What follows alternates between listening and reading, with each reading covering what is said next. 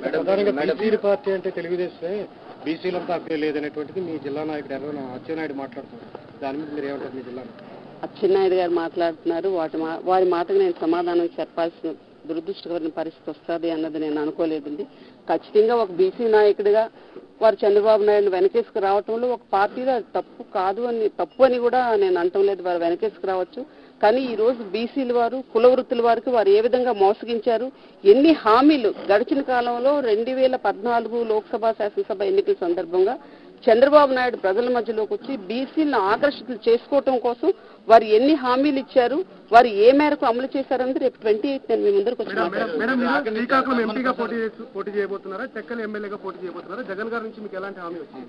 శ్రీకాకుళం ఎంపీనా, శ్రీకాకుళం ఎమ్మెల్యేనా అన్నది నేనేమి ఆశించి రాలేదండి.